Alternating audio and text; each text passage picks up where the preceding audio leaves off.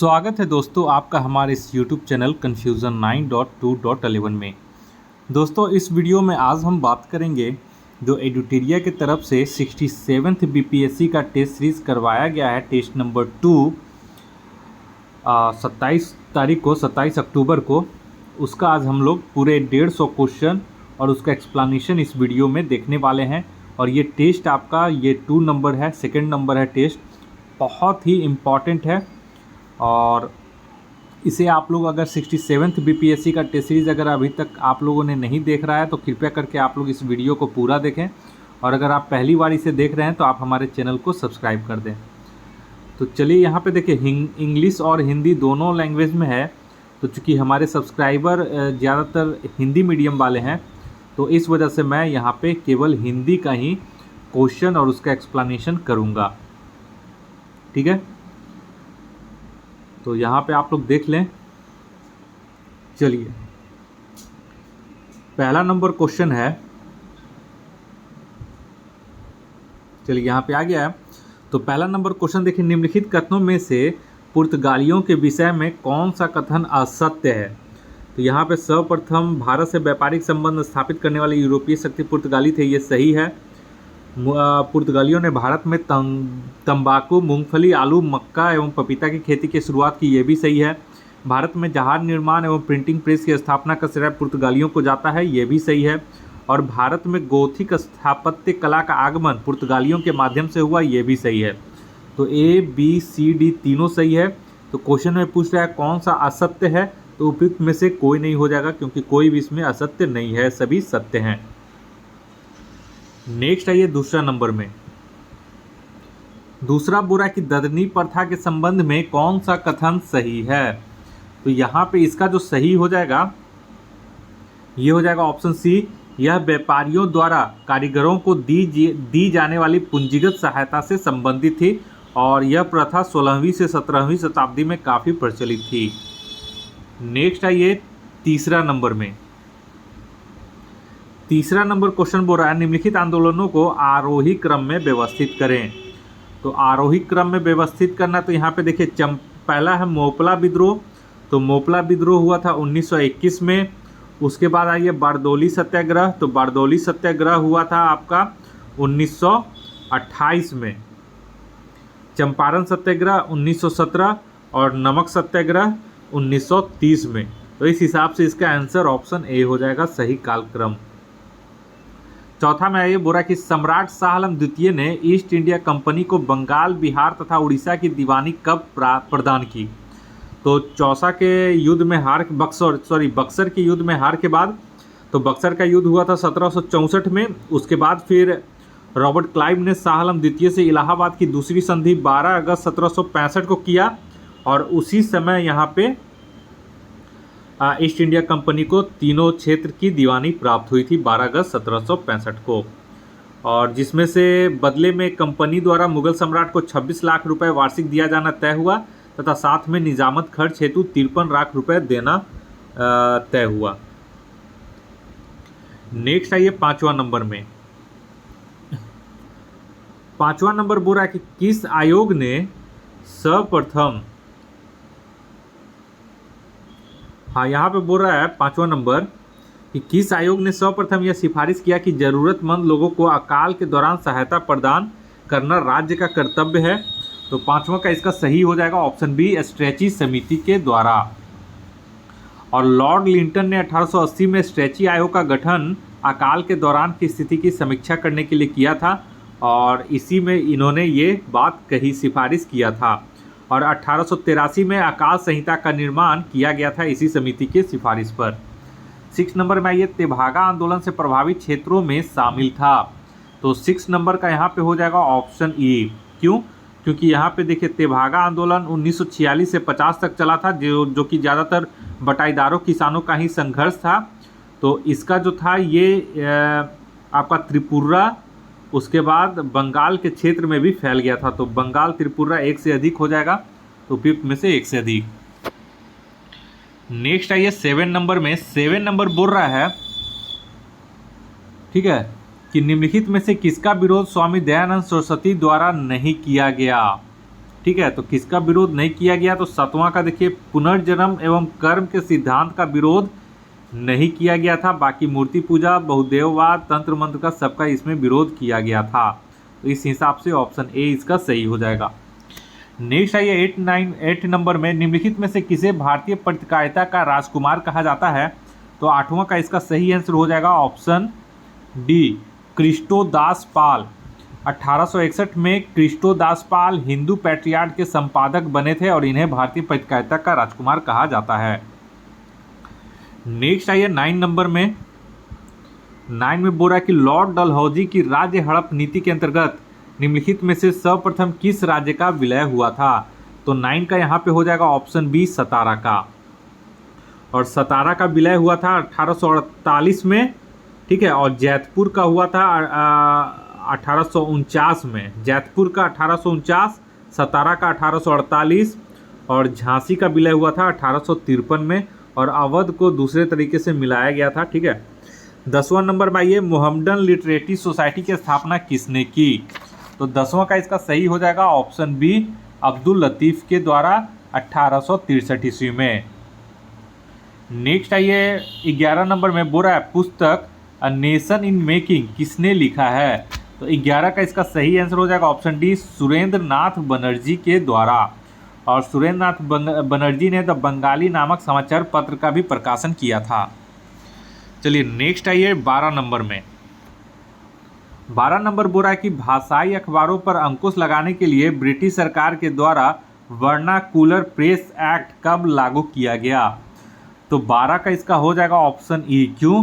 क्योंकि vernacular press act जो लागू किया गया था वो 1878 ईस्वी में लॉर्ड लिटन के समय हुआ था। तो 1878 इसमें नहीं है, तो ऑप्शन ई हो जाएगा। नेक्स्ट है ये 13 में, कांग्रेस के किस अधिवेशन में कांग्रेस की सदस्यता के लिए खादी वस्त्र अनिवार्य किया गया? तो इम्पॉर्टेंट क्वेश्चन है, याद रखिएगा, ऑप्शन डी हो जाएगा, वर्ष 1926 में गुवाहाटी अधिवेशन में, और इसकी अध्यक्षता श्रीनिवास अयंगर के द्वारा किया गया था। नेक्स्ट आइए 14 नंबर में। 14 नंबर बोल रहा है कि मुजफ्फरपुर बम कांड 1901 में किन क्रांतिकारियों को फांसी दिया गया? तो 14 का यहाँ पे हो जाएगा ऑप्शन बी, खुदीराम बोस को। देखिए, मुजफ्फरपुर में जज किंग्सफोर्ड की हत्या करने का प्रयास किया गया था 1908 ईस्वी में खुदीराम बोस और प्रफुल्ल चाकी के द्वारा, जिसमें से खुदीराम बोस को 11 अगस्त 1908 को फांसी दे दिया गया और प्रफुल्ल चाकी ने खुद को गोली मारकर आत्महत्या कर लिए थे। 15 नंबर में ये किस वर्ष ब्रिटिश सरकार द्वारा साम्यवादी पार्टी पर प्रतिबंध लगा दिया गया? तो 15 का इसका सही आंसर हो जाएगा ऑप्शन सी, वर्ष 1934 ईस्वी में। नेक्स्ट आइए 16 में बोल रहा है कि निम्नलिखित में से कौन सा कार्यक्रम असहयोग आंदोलन के रचनात्मक कार्यों में शामिल नहीं था? तो 16 का हो जाएगा ऑप्शन ई। क्यों? क्योंकि देखिए 1 अगस्त 1920 को असहयोग आंदोलन शुरू हुआ था और इसमें से जो भी कार्यक्रम है ये सभी इसमें शामिल थे। 17 में आइए, किस आंदोलन से पूर्व गांधी जी ने कहा था, मैंने रोटी मांगी थी बदले में मुझे पत्थर मिला? तो ये हो जाएगा सविनय अवज्ञा आंदोलन, सिविल डिसोबीडियंस मूवमेंट के पूर्व। क्यों कहा था? क्योंकि गांधी जी ने 11 सूत्री मांग वायसराय इरविन के पास रखा था, जिसे इरविन ने नज़रअंदाज कर दिया, ठीक है, और उसी के समय इन्होंने कहा था मैंने रोटी मांगी थी बदले में मुझे पत्थर मिला। नेक्स्ट आइए 18 में। 18 नंबर बोल रहा है कि जिया तरंग आंदोलन का प्रारंभ कहाँ हुआ था? तो 18 का इसका हो जाएगा ऑप्शन ए, मणिपुर में। क्यों? देखिए, इसका इम्पोर्टेंट एक्सप्लेनेशन है कि भारत के पूर्वोत्तर राज्य मणिपुर में सविनय अवज्ञा आंदोलन के दौरान यदुनाग के नेतृत्व में जिया तरंग आंदोलन शुरू हुआ था और इसे बाद में यदुनाग की चचेरी बहन गांडिल्यू ने संभाला था, और गांडिल्यू को ही पंडित जवाहरलाल नेहरू ने गांडिल्यू को रानी की उपाधि की प्रदान की थी। तो पूछता है कि इन में से किसे पंडित जवाहरलाल नेहरू ने रानी की उपाधि प्रदान की? तो यही यदुनाग की चचेरी बहन गांडिल्यू को।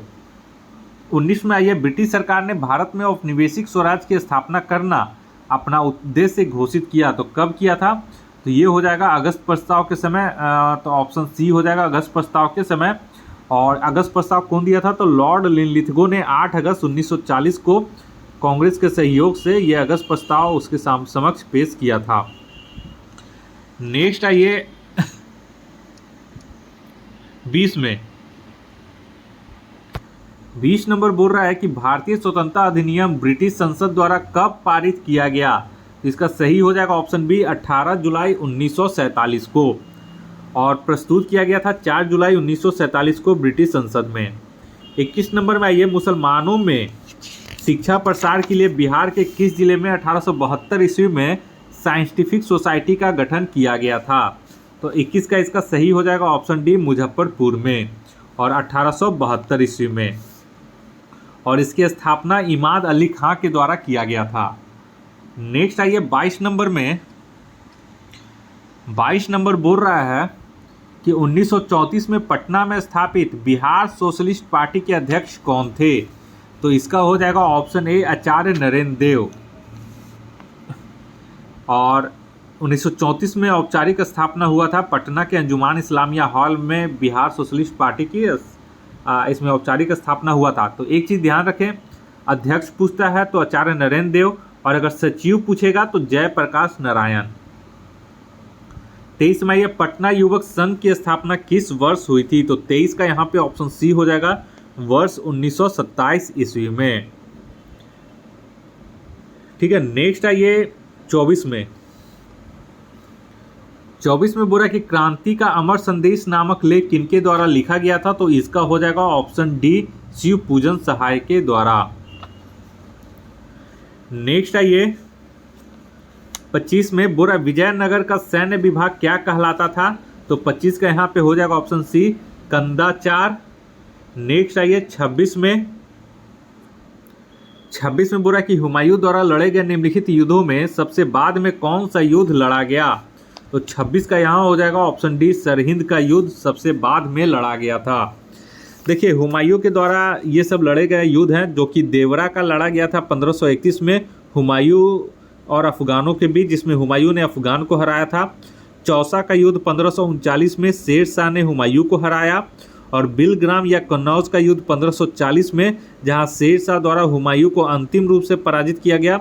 और सरहिंद का जो युद्ध हुआ था वह 1555 में, और इसी युद्ध से हुमायूं ने भारत में पुनः मुगल सत्ता की स्थापना की थी। नेक्स्ट आइए 27 में निम्नलिखित में से किसे भारत का सदी कहा गया है। तो 27 का यहाँ पे सही हो जाएगा ऑप्शन ए अमीर हसन को। देखिए अमीर हसन ए देहलवी को उसकी उत्कृष्ट गजलों के कारण उसे भारत का सादी कहा गया है। ठीक है, नेक्स्ट आइए सदी ऑफ इंडिया। नेक्स्ट आइए 28 नंबर में 28 बोल रहा है इसमें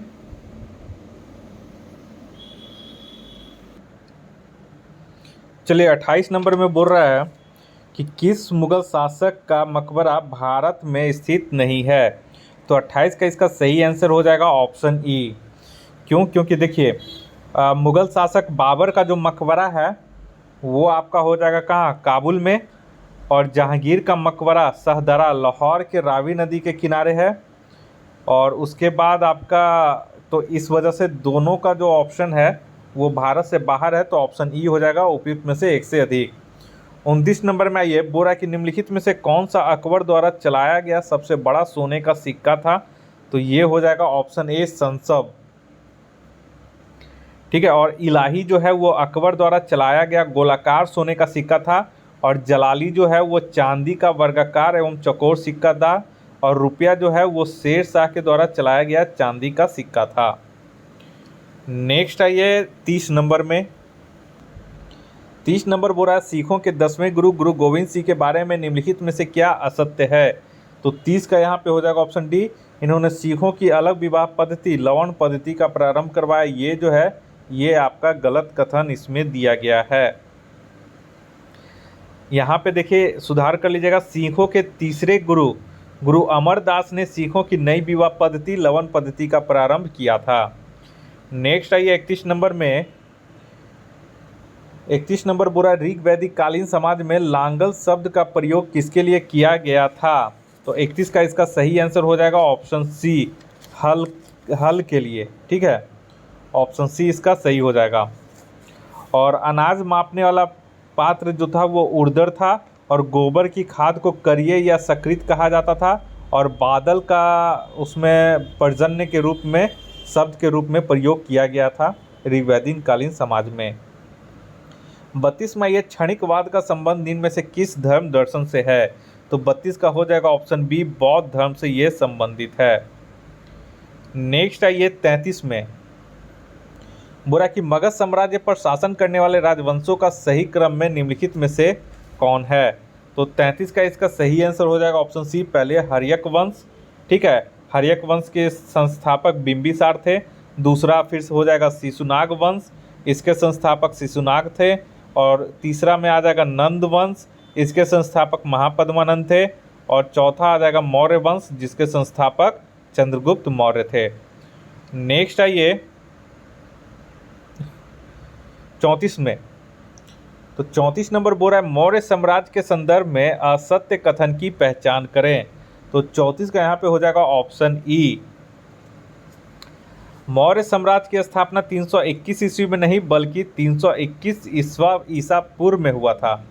यहाँ ईस्वी दिया गया है जो कि ईसा पूर्व होगा, 321 ईसा पूर्व। तो पहला तो यहाँ पे गलत हो गया।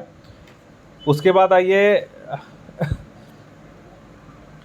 दक्षिण भारत से प्राप्त अशोक के अभिलेखों में अरमाइक एवं यूनानी लिपि का प्रयोग नहीं हुआ है। दक्षिण अरमाइक यानी कि ऑप्शन डी भी यहाँ पे गलत हो गया है। तो यहाँ पे ए और डी गलत है, तो दो कथन गलत है, तो फिर में से एक से अधिक इसका आंसर हो जाएगा। नेक्स्ट ये 35 नंबर है, निम्नलिखित में से किस तीर्थंकर का नाम ऋग्वेद में वर्णित है? ठीक है, तो 35 का यहाँ पे सही आंसर हो जाएगा ऑप्शन ई। क्यों? क्योंकि देखिए दो जैन तीर्थंकरों ऋषभदेव एवं अरिष्टनेमी के नाम का उल्लेख ऋग्वेद में किया गया है। तो 35 का यहाँ पे इसका सही आंसर ई हो जाएगा। क्यों? क्योंकि ऋषभदेव और अरिष्टनेमी दोनों का प्रयोग ऋग्वैदिक वेद में किया गया है। नेक्स्ट है ये 36 नंबर में,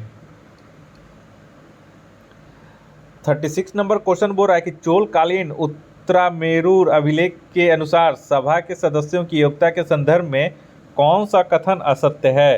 तो 36 का यहाँ पे ऑप्शन डी हो जाएगा, व्यक्ति की आयु 30 से 70 वर्ष के बीच होनी चाहिए। ये जो है ये असत्य है।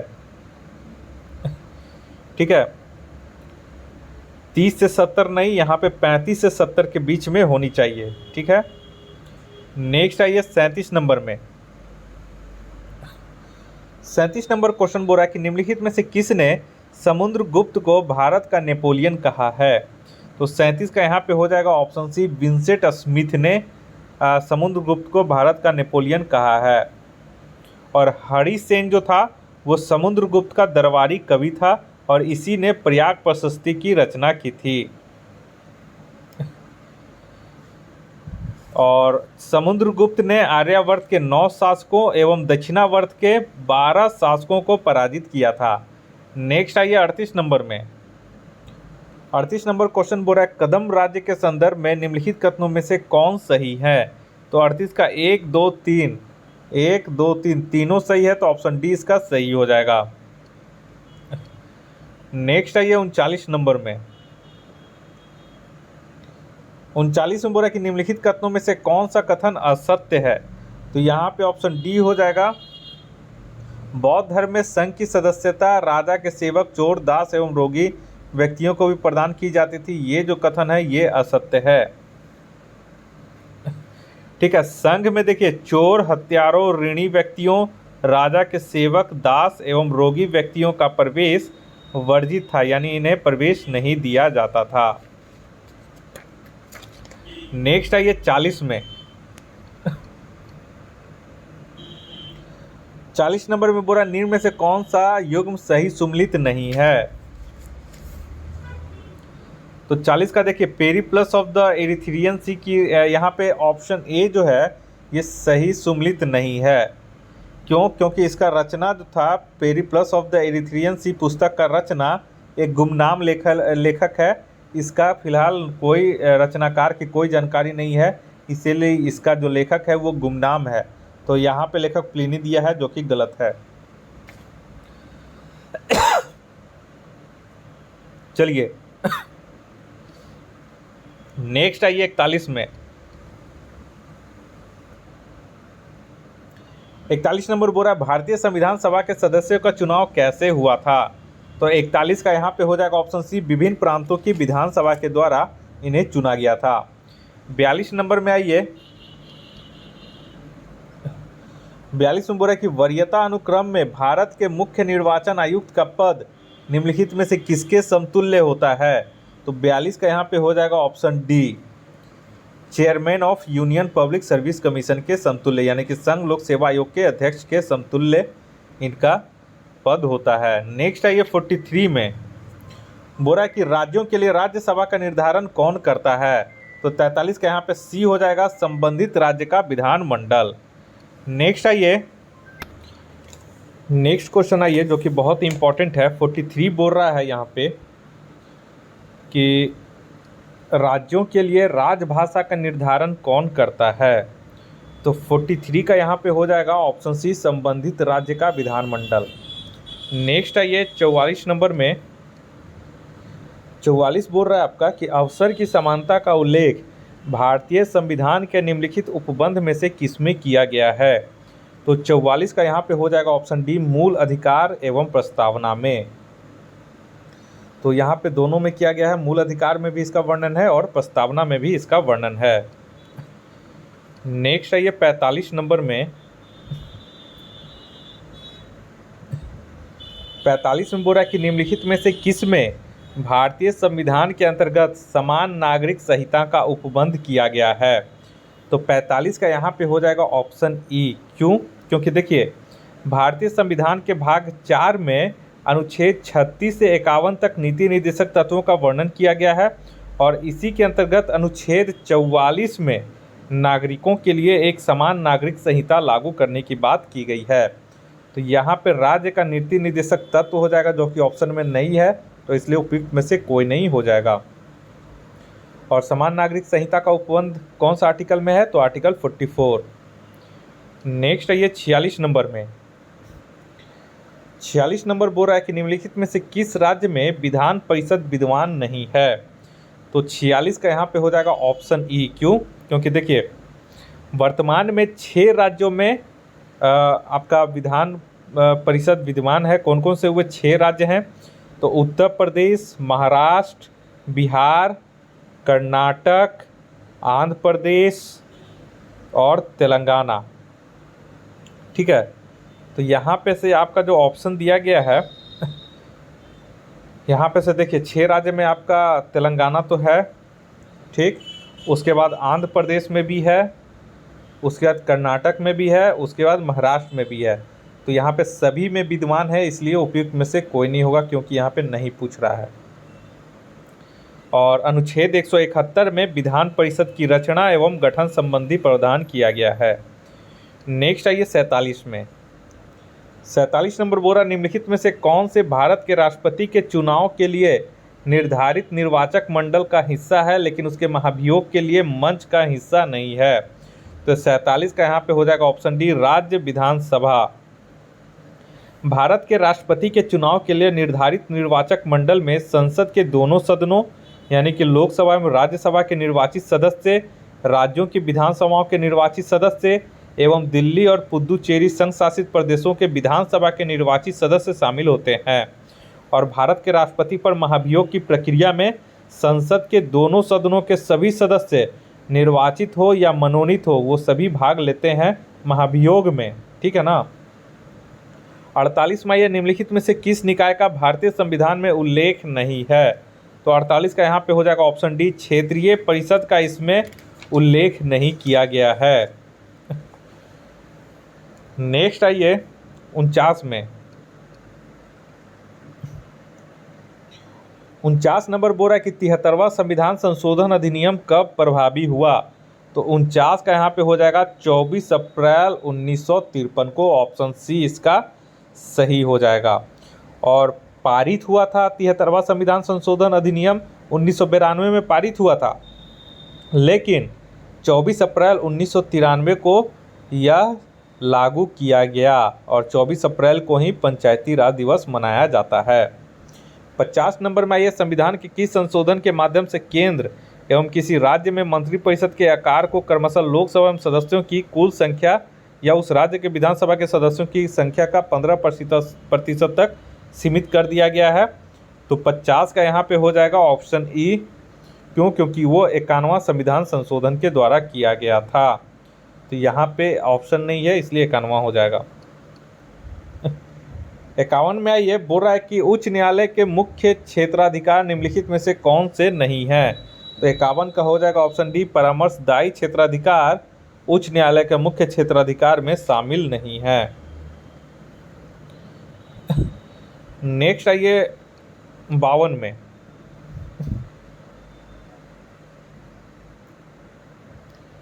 52 नंबर बोल रहा है किसी राज्य में विधान परिषद के गठन एवं उसकी समाप्ति की जा सकती है। तो 52 का यहाँ पे हो जाएगा ऑप्शन सी, संबंधित राज्य की विधानसभा द्वारा पूर्ण बहुमत से पारित प्रस्ताव एवं संसद से पारित विधि के द्वारा। 53 में आइए,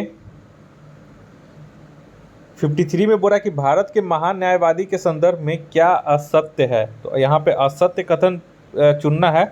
तो यहाँ पे हो जाएगा ऑप्शन डी, वह लोकसभा में मतदान कर सकता है, ये असत्य है। 54 में आइए, निम्नलिखित में से किसके संबंध में वोहरा समिति का गठन किया गया? तो 54 का यहाँ पे हम लोग देख लेते हैं। तो 54 का इसका जो आंसर होगा वो हो जाएगा ऑप्शन डी, राज्य नेताओं एवं अपराधियों के बीच संबंधों की जांच हेतु वोहरा समिति का गठन किया गया। नेक्स्ट आइए 55 में।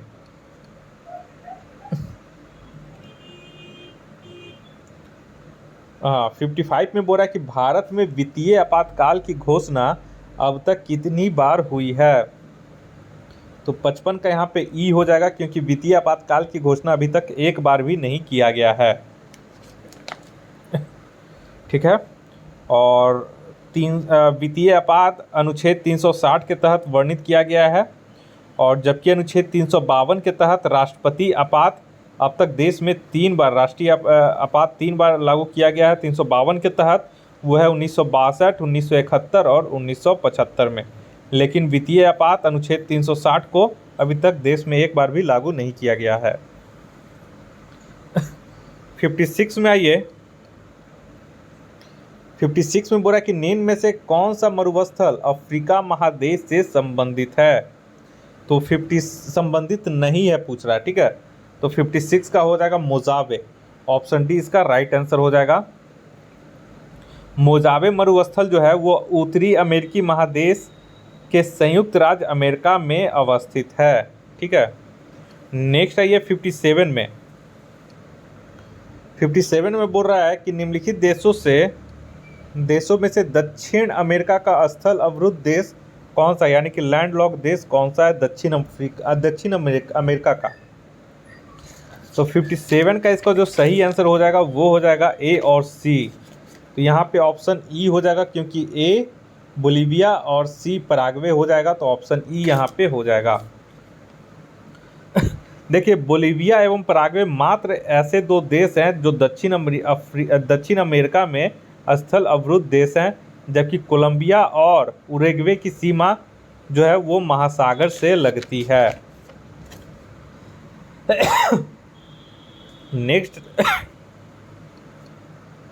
नेक्स्ट आइए 58 में। यहाँ पे जनजातीय और संबंधित क्षेत्र है, इसकी मिलान करना है, तो यहाँ पे ऑप्शन डी हो जाएगा। इसका हो जाएगा 2, इसका हो जाएगा 4, मौरी का न्यूजीलैंड, और बुशमैन का हो जाएगा अफ्रीका, और सेमांग का हो जाएगा मलेशिया। नेक्स्ट आइए 59 में। 59 में बोला निम्न में से कौन सी जल संधि इंग्लिश चैनल व उत्तरी सागर को आपस में जोड़ती है? तो 59 का यहाँ पे हो जाएगा ऑप्शन सी, डोवर जल संधि। नेक्स्ट आइए, और डेविस जल संधि जो है वो बैफिन की खाड़ी एवं अटलांटिक महासागर को जोड़ती है, और बेरिंग जल संधि जो है वो बेरिंग सागर और चुस्की सागर को आपस में जोड़ती है। 60 नंबर में निम्न में से कौन सा देश विश्व में सर्वाधिक नारियल का उत्पादन करता है? तो 60 का यहाँ पे हो जाएगा ऑप्शन डी, इंडोनेशिया। नेक्स्ट है ये 61 नंबर में 61 बोल रहा है, ठीक है, कि निम्न में से किस जिला में बूढ़ी गंडक नदी की लंबाई सबसे अधिक है। यहाँ पे बूढ़ी गंडक पूछ रहा है, तो 61 का यहाँ पे हो जाएगा ऑप्शन सी पश्चिम चंपारण में। और इस नदी का जो उद्गम स्थल है वो नेपाल की अन्नपूर्णा श्रेणी है। 62 में निम्न में से किस जिला की सीमा रेखा की लंबाई पश्चिम बंगाल से सबसे कम स्पर्श करती है। तो 62 का इसका हो जाएगा ऑप्शन सी पूर्णिया का सीमा।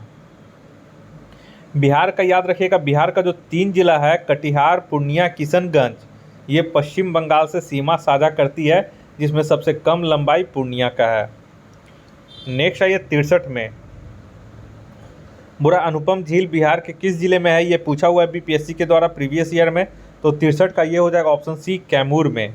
अनुपम झील बिहार के कैमूर जिले में स्थित है।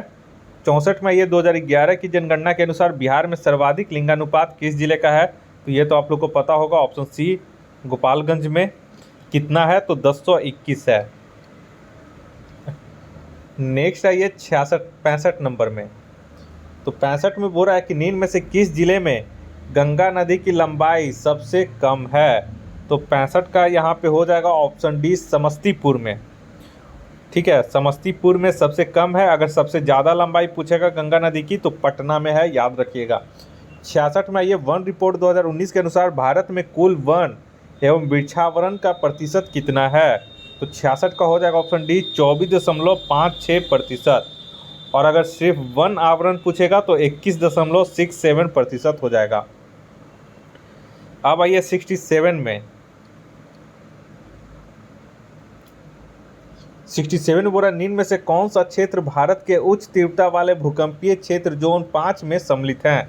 तो 67 का हो जाएगा ऑप्शन ई, क्योंकि देखिए तीव्र भूकंपीय क्षेत्र जोन 5 के अंतर्गत उत्तर पूर्वी भारत, अंडमान निकोबार, उत्तर पूर्वी भारत हो गया, अंडमान निकोबार आ जाता है द्वीप समूह, जम्मू कश्मीर आ जाता है, लद्दाख आ जाता है, और उत्तराखंड और कच्छ की खंड, ये सभी जो हैं ये जोन 5 में आते हैं। तो ऑप्शन ई हो जाएगा एक से अधिक।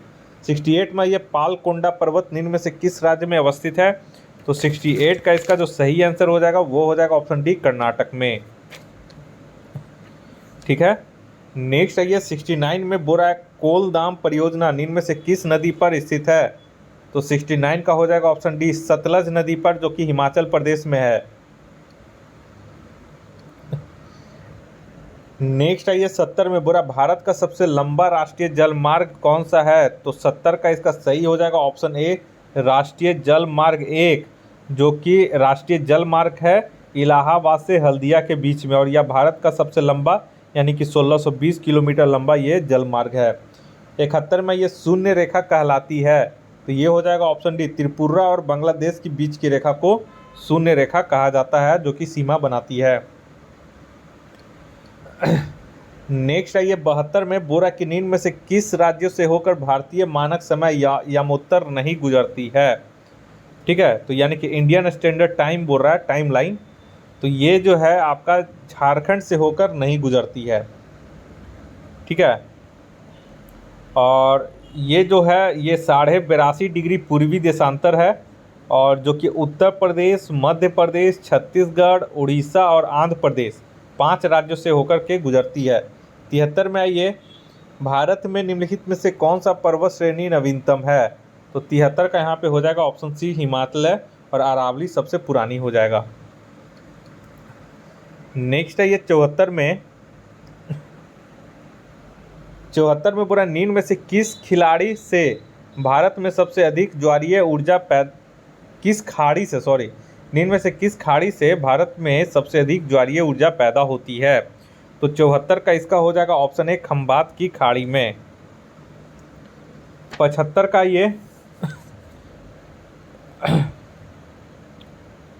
75 का जो है ये क्वेश्चन बोल रहा है कि अंजुना द्वीप स्थित है, तो ये कहाँ पे है। तो ये गोवा तट पे है, ऑप्शन सी इसका सही हो जाएगा।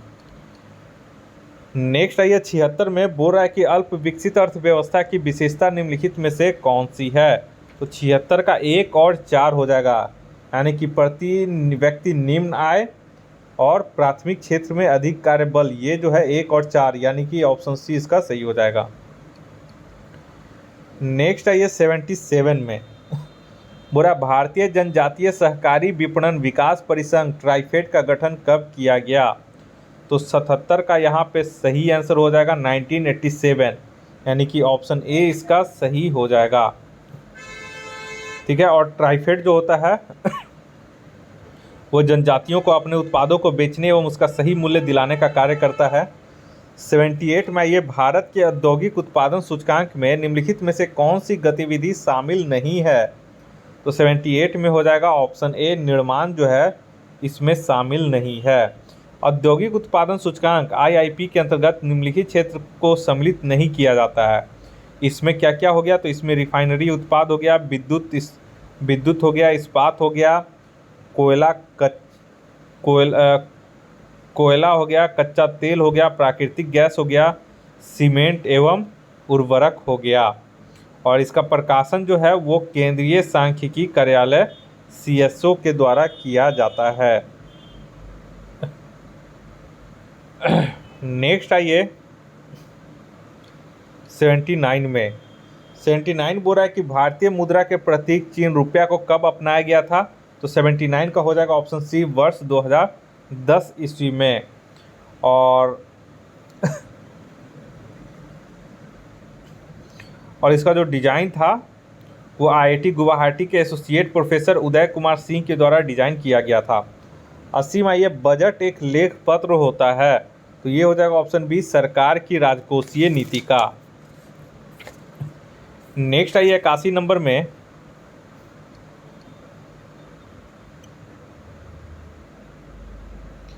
बोल रहा है कि भारतीय औद्योगिक वित्त निगम IFCI द्वारा ऋण उपलब्ध करवाया जाता है।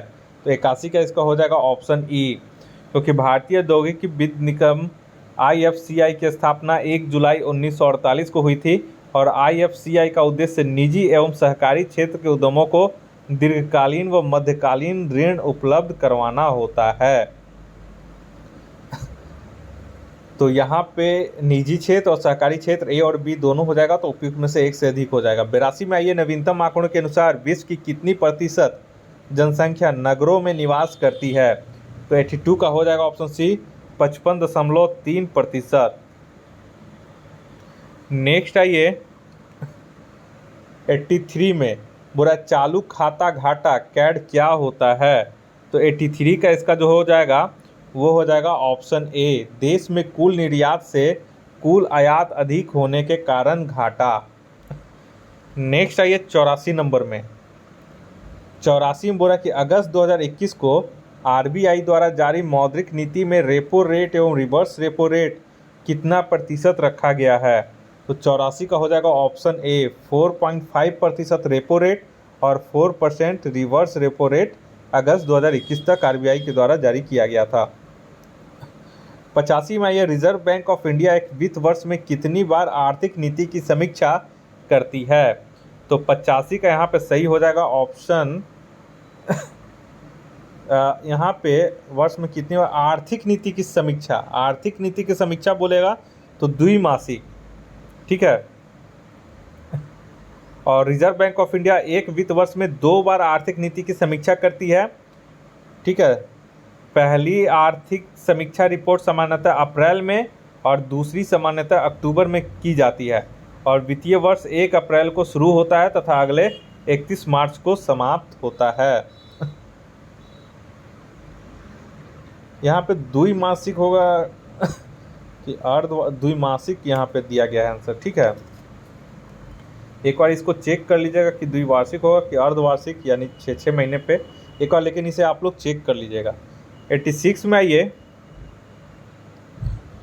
बुरा केंद्रीय सरकार द्वारा राज्य तथा स्थानीय निकायों को पूंजीगत परिसंपत्ति के विकास के लिए दिया गया अनुदान केंद्रीय बजट में किसके अंतर्गत वर्गीकृत किया जाता है? तो ये हो जाएगा ऑप्शन ए, राजस्व व्यय के अंतर्गत इसको वर्गीकृत किया जाता है। नेक्स्ट है 87 में किस रंग के प्रकाश का प्रकीर्णन सबसे अधिक होता है? तो 87 का हो जाएगा ऑप्शन डी, बैगनी का सबसे अधिक होता है, लाल रंग का सबसे कम होता है। नेक्स्ट आइए 88 में, बुरा दाब बढ़ाने पर क्वथनांक यानी कि बॉइलिंग पॉइंट पर क्या प्रभाव पड़ता है? तो 88 का हो जाएगा ऑप्शन ए, यह दाब बढ़ाने पर क्वथनांक इसका जो है बॉइलिंग पॉइंट वो बढ़ जाता है। नेक्स्ट है ये 89 में। 89 में बोला शुष्क सेल में कैथोड के रूप में क्या प्रयोग किया जाता है। तो 89 का यहाँ पे हो जाएगा ऑप्शन ए कार्बन। ठीक है, शुष्क सेल में कैथोड के रूप में कार्बन। ठीक है, नेक्स्ट है ये 90 में निकट दृष्टि दोष के संबंध में क्या सत्य है। तो 90 का इसका हो जाएगा ऑप्शन ई। क्यों? क्योंकि ए बी सी ये लेंस की गोलाई बढ़ जाती है, सही है। लेंस की फोकस दूरी घट जाती है, सही है। लेंस की क्षमता बढ़ जाती है, ये भी सही है। ए और बी सी सही है, तो एक से अधिक, तो उपयुक्त एक से अधिक हो जाएगा ऑप्शन ई। 91 में आइए। 91 नंबर बोल रहा है कि चुंबकीय फ्लक्स का मात्रक क्या होता है। तो 91 का हो जाएगा ऑप्शन ए वेबर इसका मात्रक होता है चुंबकीय फ्लक्स का। और इंडक्टेंस का होता है हेनरी, और ल्यूमिनस डेंसिटी का होता है लक्स। नेक्स्ट आइए 92 में। बोला 50 डिग्री सेंटीग्रेड को कितने फ़ारेनहाइट में होता है। तो इसको फार्मूला होता है वो आप लोग देख लीजिएगा। ऑप्शन इसका हो जाएगा 122 फ़ारेनहाइट। 93 नंबर में आइए। बुरा लोलक घड़ी को पृथ्वी तल से ऊपर ले जाने पर क्या प्रभाव कर पड़ेगा। तो 93 का देखिए आवर्तकाल इसका टाइम पीरियड होता है लोलक का T=2 pi into root under L/G। तो इसका जो सही आंसर हो जाएगा ऑप्शन बी, घड़ी का आवर्तकाल घट जाएगा। क्यों? क्योंकि जी का मान ऊपर पृथ्वी के तल सतह से ऊपर ले जाने पर जी का मान क्या होता है, कम हो जाता है, इसलिए लोलक घड़ी सुस्त पड़ जाएगी, तो आवर्तकाल उसका घट जाता है। नेक्स्ट है ये 94 नंबर में। बोल रहा है कि श्यानता विस्कोसिटी के संबंध में कौन सा कथन असत्य है। तो 94 का हो जाएगा ऑप्शन ई। देखिए श्यानता एक तरल पदार्थ के आकार में परिवर्तन या एक दूसरे के विभिन्न परतों की गति का प्रतिरोध होता है। ठीक है, और तापमान में वृद्धि के साथ, ठीक है, तापमान में वृद्धि के साथ तरल पदार्थों की श्यानता तेजी से घट जाती है। तो ये तो गलत हो गया पहला, यहाँ पे बढ़ती है जबकि यहाँ पे घट जाती है होगा। श्यानता की इकाई न्यूटन सेकेंड प्रति वर्ग मीटर है, तो सी भी गलत हो गया।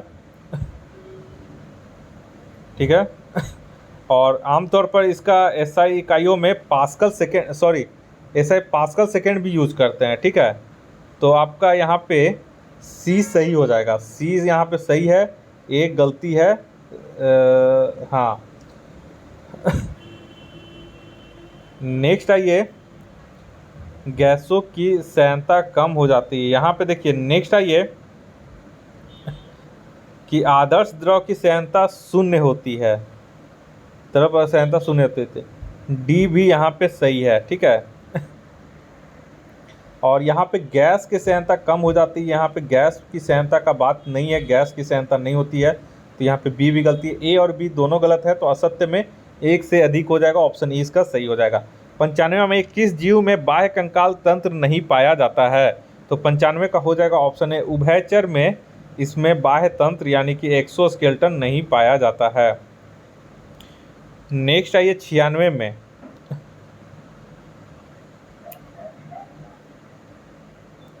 96 बोल रहा है कि निम्न में से कौन सा पदार्थ बारूद में सर्वाधिक मात्रा में पाया जाता है।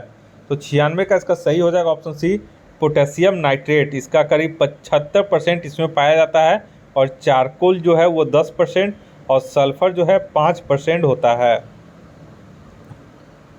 नेक्स्ट आइए सर्वाधिक यौगिक बनाने वाली अक्रिय गैस कौन सी है। तो 97 का यहाँ पे सही आंसर हो जाएगा ऑप्शन डी, जेनॉन जो है ये यौगिक बनाने वाली सर्वाधिक अक्रिय गैस है। और नियन को इसका प्रयोग जो है विमान चालकों को नहीं यहाँ पे आइए जेनॉन हो गया ये 97। 98 आइए हवाई अड्डों पर विमान चालकों को संकेत देने के लिए किस गैस का प्रयोग किया जाता है। तो इसमें जो हो जाएगा ऑप्शन सी हो जाएगा, नियॉन का इसमें प्रयोग किया जाता है। नेक्स्ट आइए 99 नंबर में। 99 नंबर बोल रहा है किस रासायनिक पदार्थ का नाम ऑयल ऑफ विट्रॉल है। तो 99 का हो जाएगा ऑप्शन ए सल्फ्यूरिक अम्ल का नाम। और इसका यहाँ पे याद रखिएगा कि सल्फ्यूरिक एसिड की खोज सबसे पहले ग्रीन विट्रियोल को गर्म करके की गई थी, और ग्रीन विट्रियोल का रासायनिक फार्मूला है FeSO4 7H2O। नेक्स्ट है ये 100 नंबर में बोला फिटकिरी में हाइड्रोजन के कितने परमाणु पाए जाते हैं। तो 100 का यहाँ पे हो जाएगा ऑप्शन डी 48। ठीक है, फार्मूला इसका क्या होता है फिटकिरी का, तो K2SO4 AlSO4 का होल 3 इंटू 24H2O होता है। ठीक है, 101 में आइए, वनस्पतियों को पराबैंगनी किरणों के दुष्प्रभाव से बचाने वाला वर्णक का नाम क्या है। तो इसका हो जाएगा ऑप्शन ए लाइकोपीन। ठीक है, पौधों में लाइकोपीन जैसे कैरोटीनॉइड प्रकाश संश्लेषक परिसरों में पाए जाते हैं जो सूर्य की प्रकाश पराबैंगनी से ऊर्जा उत्पन्न करते हैं, और इस तरह से कैरोटीनॉइड पौधों को सूर्य के प्रकाश के अत्यधिक संपर्क से क्षतिग्रस्त होने से बचाने में मदद करते हैं। नेक्स्ट आइए 102 में, बोला DNA निम्न में से किसमें पाया जाता है। तो ये हो जाएगा ऑप्शन ई। DNA या डीऑक्सीराइबो न्यूक्लिक एसिड मनुष्य और लगभग सभी अन्य जीवों में वंशानुगत सामग्री है। अधिकांश DNA कोशिका के केंद्रक, जहाँ इसे परमाणु DNA कहा जाता है, में पाया जाता है, लेकिन DNA की एक छोटी सी मात्रा माइटोकॉन्ड्रिया में भी ये पाया जाता है। ठीक है, तो यहाँ पे आपका बी और सी दोनों हो जाएगा, तो उपयुक्त में से एक से अधिक हो जाएगा। नेक्स्ट है 103 में निम्न में से किस शैवाल का प्रयोग आयोडीन बनाने में किया जाता है। तो 103 का यहाँ पे हो जाएगा ऑप्शन बी फ्यूकस का प्रयोग। फ्यूकस शैवाल का प्रयोग आयोडीन बनाने में किया जाता है। ठीक है, नेक्स्ट आइए 104 में। 104 में बोला निम्न में से किसे वनस्पति जगत का एम्फीबिया वर्ग कहा जाता है। तो 104 का यहाँ पे हो जाएगा ऑप्शन बी ब्रायोफाइटा को। नेक्स्ट आइए 105 में।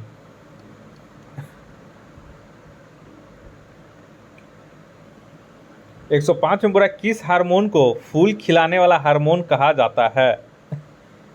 ठीक है, तो फूल खिलाने वाला हार्मोन, तो 105 का यहाँ पे हो जाएगा ऑप्शन बी फ्लोरीजेंस को। ठीक है, ऑप्शन बी यहाँ पे सही आंसर हो जाएगा। 106 में ये थैलीसीमिया किससे संबंधित है। तो 106 का सही आंसर हो जाएगा ऑप्शन ए रक्त संबंधित ये बीमारी है थैलेसीमिया, जो कि बच्चों को माता पिता से आनुवांशिक तौर पर प्राप्त होते हैं। 107 में केचुए में कितने जोड़ी हृदय होते हैं। तो 107 का हो जाएगा ऑप्शन सी 5 जोड़ी हृदय केचुए में पाए जाते हैं।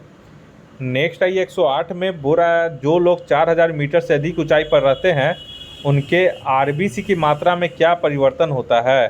तो 108 का इसका हो जाएगा, उसमें आरबीसी की मात्रा बढ़ जाती है। ठीक है, नेक्स्ट आइए 109 में रक्त विमाणु यानी कि ब्लड प्लेटलेट्स का जीवन काल कितने दिन का होता है। ये इंपॉर्टेंट क्वेश्चन है, याद रखिएगा। ऑप्शन डी इसका हो जाएगा 3 से 5 दिन। ब्लड प्लेटलेट्स का 3 से 5 दिन, और आरबीसी का काल पूछेगा तो 20 से 120 दिन, और डब्ल्यूबीसी का लाइफ पूछेगा तो 2 से 4 दिन। तो ये आप लोग हमेशा याद रखिएगा। नेक्स्ट है 110 में बोरा की अग्नाशय की गामा कोशिका से कौन सा हार्मोन स्रावित होता है। तो 110 का इसका हो जाएगा ऑप्शन ए सोमैटोस्टेटिन। और अल्फा कोशिका, याद रखिए कि पैंक्रियाज के अल्फा कोशिका से ग्लूकागॉन, बीटा कोशिका से इंसुलिन, और गामा कोशिका से सोमैटोस्टेटिन ये स्रावित होता है। नेक्स्ट है 111 में पूरा हाल ही में किस राज्य के प्रसिद्ध सफ़ेद प्याज और वाड़ा कोलम चावल को जीआई टैग प्रदान किया गया। तो 111 का यहाँ पे हो जाएगा ऑप्शन बी महाराष्ट्र।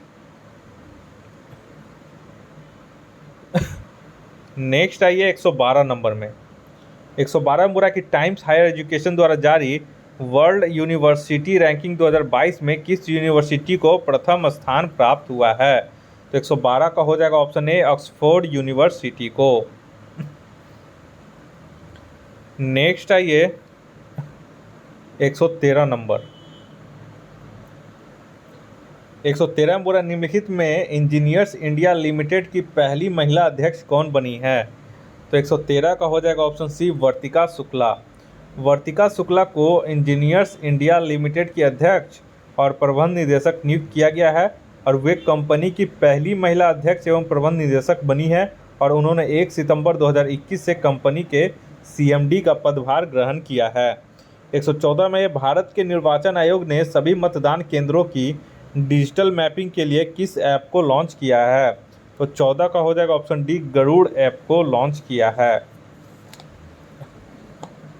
नेक्स्ट है ये 115 में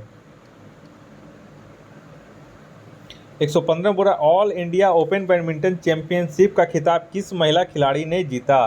तो 115 का हो जाएगा ऑप्शन ए, नोज़ोमी ओकुहारा ने, और ये जापान की खिलाड़ी हैं। नेक्स्ट है 116 में निम्नलिखित में से किस देश ने दुनिया के पहले ऊर्जा द्वीप का निर्माण करने की घोषणा की है?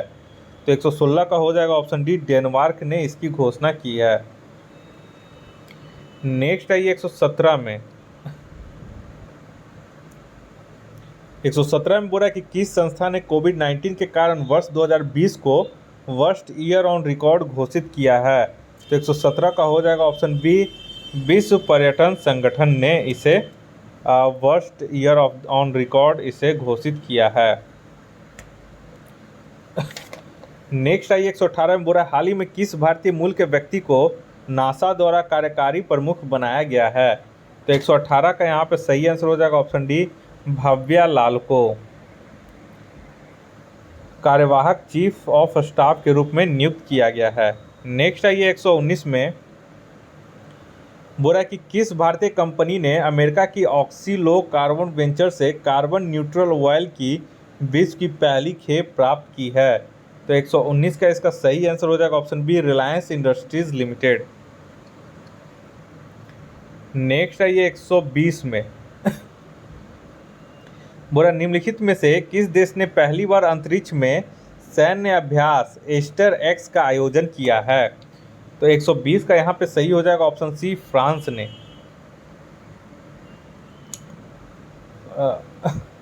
नेक्स्ट है ये 121 में 2020-21 के आर्थिक सर्वेक्षण का थीम क्या था?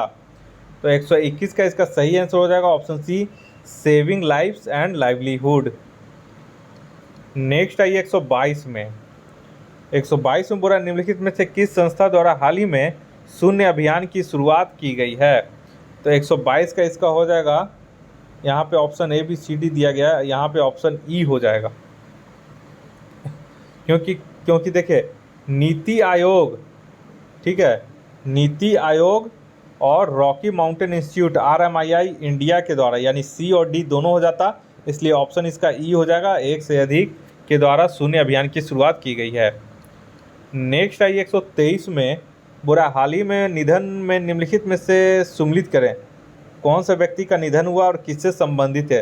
तो रोहित सरदानंद, ये तो हो जाएंगे पत्रकारिता से, आज तक के न्यूज़ एंकर थे रोहित सरदानंद, तो ए का तो 2 हो गया, तो 123 का यहाँ पे मिला लीजिए, ऑप्शन सी हो जाएगा, ए का 2, बी का हो जाएगा 4, जगमोहन मल्होत्रा जम्मू कश्मीर के पूर्व राज्यपाल थे जिनकी मृत्यु हो गई, और पंडित देवव्रत चौधरी, सी का हो जाएगा 3 सितार वादक थे, और चंदूर तोमर शूटिंग से संबंधित है। 124 में आइए 124 बोरा फरवरी 2021 में प्रकाशित पुस्तक ब्यूटीफुल थिंग्स की लेखिका कौन है? तो 124 का इसका सही आंसर हो जाएगा ऑप्शन बी, हंटर बाइडेन। ठीक है, ब्यूटीफुल थिंग्स के जो लेखक हैं वो हैं हंटर बाइडेन, और unfinished a memoir Priyanka Chopra के द्वारा लिखा गया है, और Azadi freedom fascism and fiction Arundhati Roy के द्वारा, और bread cement cactus a memoir of belonging के लेखक हैं एनी जैदी। 125 में ये केंद्रीय बजट 2021-22 के दौरान घोषित मित्र योजना किससे संबंधित है? तो 125 का यहाँ पे सही हो जाएगा ऑप्शन ये कपड़ा उद्योग से संबंधित है।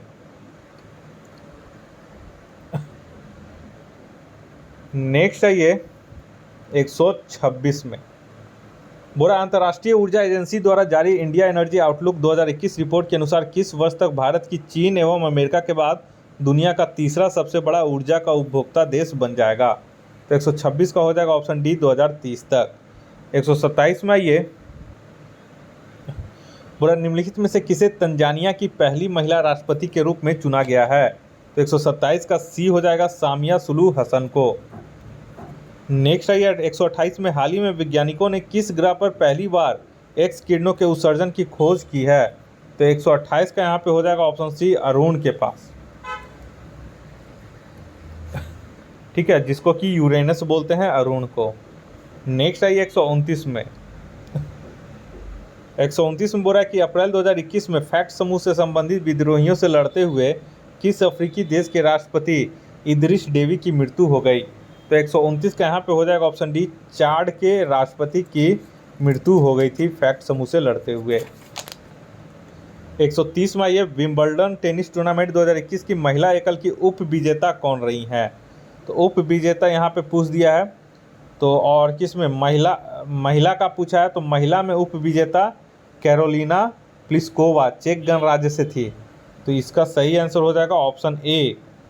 और अगर महिला एकल विजेता इसमें पूछता विंबलडन में, तो एस्ले बार्टी हो जाता जो कि ऑस्ट्रेलिया की है, और विंबलडन पुरुष एकल विजेता नोवाक जोकोविच सर्बिया के, और पुरुष उप विजेता है मेटेओ बेरेटिनी इटली के।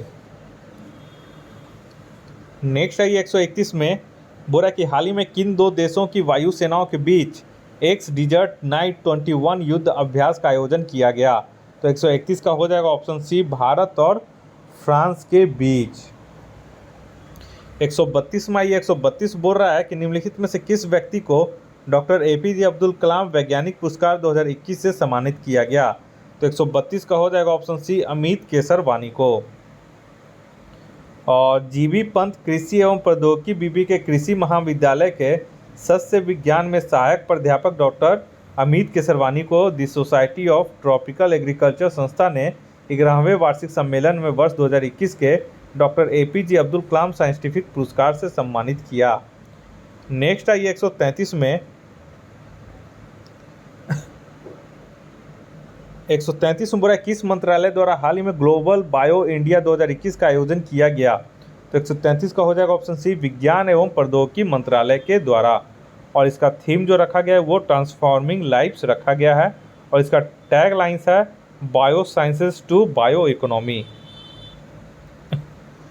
नेक्स्ट है ये 134 में बजट में घोषित प्रधानमंत्री आत्मनिर्भर स्वास्थ्य भारत योजना के तहत आवंटित राशि कितनी है?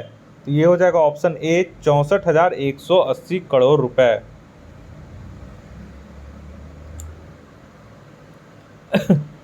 नेक्स्ट आइए 135 में बोल रहा है कि जुलाई 2021 में आयोजित कोपा अमेरिका 2021 फुटबॉल टूर्नामेंट का खिताब किस देश ने जीता? तो 135 का यहाँ पे सही हो जाएगा ऑप्शन सी अर्जेंटीना ने इसे जीता है, और उप विजेता इसमें ब्राज़ील रहा है। और सर्वश्रेष्ठ खिलाड़ी का पुरस्कार लियोनेल मेसी को दिया गया है, और सर्वश्रेष्ठ गोलकीपर का पुरस्कार एमिलियानो मार्टिनेज को दिया गया है। 136 में भारत का पहला विरासत संस्थान किस शहर में स्थापित करने की घोषणा की गई है? तो 136 का यहाँ पे हो जाएगा ऑप्शन ए नोएडा में। नेक्स्ट आइए 137 में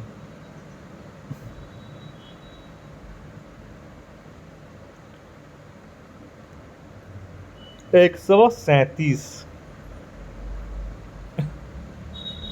हाँ चलिए 137 में आइए। बोल रहा है कि भारत की पहली समुद्री मध्यस्थता केंद्र भारत के किस शहर में स्थापित किया गया है? तो ये हो जाएगा ऑप्शन बी गांधीनगर में। गांधीनगर कहाँ वाला? गुजरात वाला, ठीक है। नेक्स्ट है 138 में जनवरी 2021 में देश का पहला फायर पार्क किस राज्य में स्थापित किया गया? तो ये हो जाएगा ऑप्शन बी उड़ीसा में, ठीक है, उड़ीसा के भुवनेश्वर शहर में खोला गया है। नेक्स्ट है 139 में 139 में बोला कि जर्मन वाद संस्थान द्वारा जारी वैश्विक जलवायु जोखिम सूचकांक 2021 के संबंध में कौन सा कथन सत्य है? तो 139 का यहाँ पे देख लीजिए बी 1, 2, 3 तीनों जो है वो सत्य हैं। नेक्स्ट है 140 में 140 में बोल रहा है कि Dada Saheb Phalke international film festival award 2021 में किसे सर्वश्रेष्ठ अभिनेता का पुरस्कार दिया गया? तो 140 का हो जाएगा ऑप्शन सी अक्षय कुमार को। अब चूंकि 67th बीपीएससी में 10 जो क्वेश्चन होता है वो मैथ्स का होता है, तो यहाँ पे मैं मैथ्स का केवल आंसर बताते जाऊँगा। आप लोग से अगर जो क्वेश्चन नहीं बनेगा वो आप लोग कमेंट करें कि सर ये क्वेश्चन मैथ्स का नहीं बना है आप कृपया करके, तो उसका मैं सॉल्यूशन अपने टेलीग्राम चैनल confusion9.2.11 पे सेंड कर दूंगा। इसे आप लोग पहले एक बार खुद से इस मैथ्स को बनाकर ट्राई कर लें। अगर नहीं बनेगा तो आप लोग केवल मैथ्स सॉल्यूशन लिख करके कमेंट कर दें, मुझे पता चल जाएगा कि आप इसका सॉल्यूशन हमारे टेलीग्राम चैनल confusion9.2.11 पे मांग रहे हैं। तो चलिए 141 का देख लीजिए मैथ्स। इसका जो सही आंसर हो जाएगा वो हो जाएगा 18,004। ऑप्शन डी इसका सही हो जाएगा। नेक्स्ट आइए 142 में। 142 का मैथ्स देख लीजिए। इसका जो सही आंसर हो जाएगा वो हो जाएगा ऑप्शन सी 8.4/7 दिन। नेक्स्ट आइए 143 में। 143 में जो क्वेश्चन बोल रहा है इसका सही आंसर हो जाएगा ऑप्शन बी 19%। अब आइए 144 में।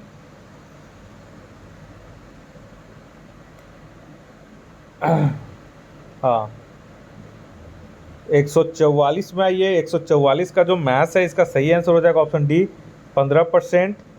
145 में आइए। 145 का इसका सही आंसर हो जाएगा ऑप्शन ए 12/5। नेक्स्ट आइए 146 में। 146 का जो मैथ्स है इसका सही आंसर हो जाएगा ऑप्शन बी 16,000 रुपये। नेक्स्ट आइए 147 में। 147 का जो है इसका सही हो जाएगा ऑप्शन सी 6:4:3। नेक्स्ट आइए 148 में। 148 का जो रीजनिंग है इसका हो जाएगा आपका ऑप्शन बी 4। नेक्स्ट आइए 149 में। 149 का ये हो जाएगा